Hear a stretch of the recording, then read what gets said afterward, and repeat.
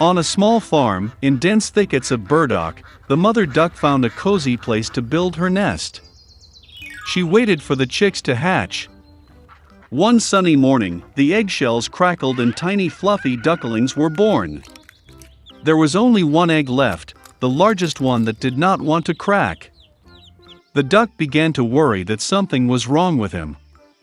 She sat down on the egg again and decided to wait a little longer.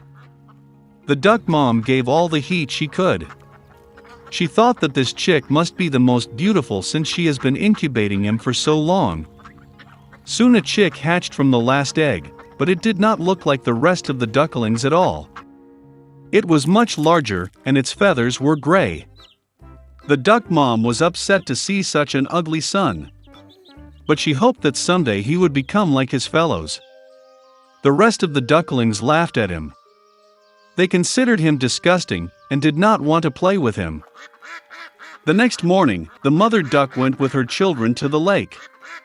To her surprise, the ugly duckling swam as well as others. The duck then brought her little ones to the poultry yard to introduce them to society. She told the ducklings about the rules of behavior with local inhabitants. The duck presented its brood to the noblest fat drake, but he attacked the ugly duckling, and she was forced to protect her failed chick. Fat Drake ordered to drive the freak out of the yard. Mother assured that he would grow up and become like other ducklings.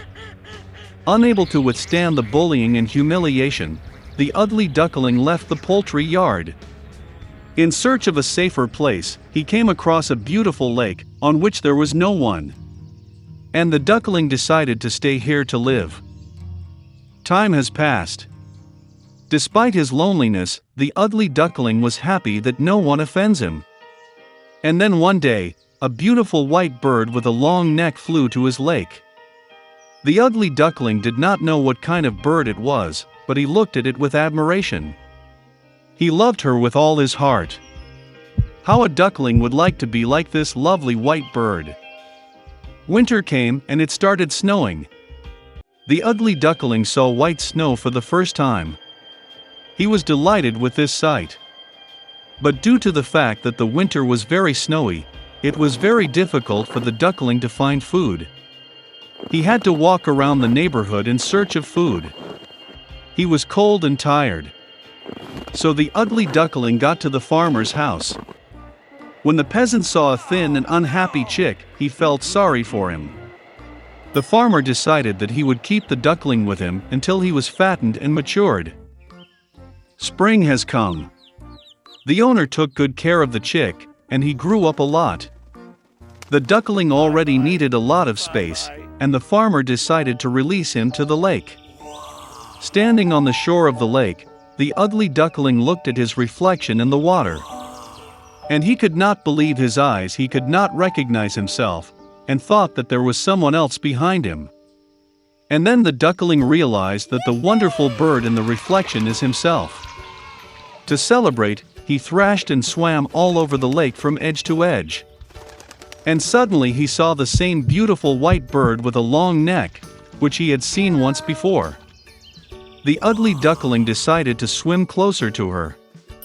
But the beautiful bird was not frightened, but on the contrary she smiled and winked, and together they swam across the lake. The ugly duckling couldn't believe his happiness. Passing by, a fat drake on the shore of the lake said that he had never seen such a beautiful young swan in his life. What was his surprise when he found out that the ugly duckling that he once drove from the poultry yard was a beautiful swan. It turns out that the ugly duckling was a swan from the very beginning. An egg accidentally fell into a duck's nest. And when the beautiful young swan returned home, then everyone in the poultry yard became very ashamed that they had once offended him because of his appearance. Once upon a time, there lived a poor widow, and she had a son, Jack, and a cow, Belyanka. The cow gave milk every morning, and the mother and son sold it in the bazaar, and that was how they lived. But once Belyanka did not give milk, and they did not have food. Mom decided to sell the cow and open a shop with the proceeds. Jack took the rein in his hands and led the cow to the market. No sooner had he arrived than he met some wonderful old man. He said he would like to trade Jack's cow for beans. And with these words, he took out a handful of some strange beans from his pocket.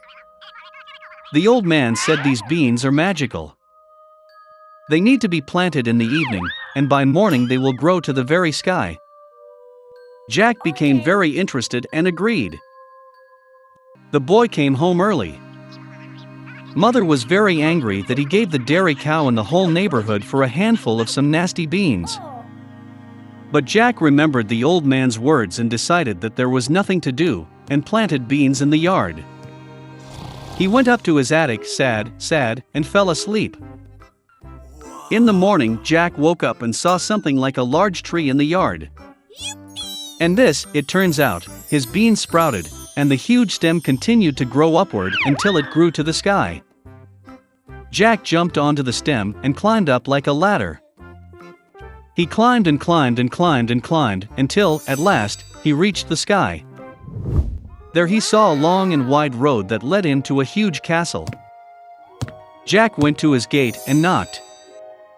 The gate opened, and a tall woman stood on the threshold. Stuttering with fear, the boy asked for something for breakfast. The giantess let him in, but warned him not to catch the eye of her husband, because he is a cannibal. She took Jack to the kitchen. But before he had time to eat even half of his breakfast, suddenly the whole house shook from someone's steps. The boy was not taken aback and instantly jumped into the furnace. And at that very moment, the cannibal entered the room. Well, he was as big as a mountain. The cannibal took out 2 bags of gold from a huge chest and sat down to count the coins. He counted and counted, finally began to nod off, and began to snore. Then Jack quietly climbed out of the oven, crept past the cannibal, grabbed 1 bag of gold, and rushed to the beanstalk. He threw the bag down, and he began to go down the stem lower and lower, until, finally, he found himself at his house. Jack told his mother everything that had happened to him, and handed her a bag of gold. They began to live on the money that was in the bag. But eventually the sack was empty and Jack decided to try his luck one more time at the top of the beanstalk. One fine morning, he got up early and climbed a beanstalk. The man-eater's wife stood at the threshold of the huge castle. She said that she would not let him in, because the last time her husband had lost a bag of gold. But all the same, she took pity on the poor boy, and let him into the castle. Suddenly the footsteps of a giant were heard, and Jack again hid in the furnace. The cannibal entered and told his wife to bring the hen that lays the golden eggs. The giantess brought it, and the ogre ordered the chicken to lay, and she laid the golden egg. The pleased giant began nodding and snoring. Then Jack climbed out of the oven, grabbed the golden chicken and rushed to the beanstalk. The boy returned home. He showed his mother a wonderful chicken, and they began to live selling golden eggs. But soon it seemed to Jack that this was not enough. And he again decided to try his luck at the top of the beanstalk. This time the boy climbed into the castle through the window. He jumped into a copper cauldron and hid. The cannibal and his wife entered the room. The giant smelled the boy, and they rushed to look for him in the oven. But he was not there. They searched every nook and cranny, but they didn't think to look into the copper cauldron. Desperate to search, the ogre ordered his wife to bring a golden harp and put it on the table. Under her beautiful sounds, the cannibal snored. Then Jack quietly climbed out of the cauldron, grabbed the golden harp and rushed to the door. But the harp played loudly and woke the cannibal. Jack ran at breakneck speed, leaping onto a beanstalk, and the giant in pursuit. Jack went down to his house and yelled at his mother to carry the axe. The mother ran out with an axe in her hands. The boy grabbed the axe and began to chop the beanstalk. The ogre felt the stem swing violently and stopped. Then Jack struck again with an axe and cut the beanstalk. It swayed and collapsed, and the ogre fell to the ground and crashed. From that day on, Jack and his mother never knew poverty again.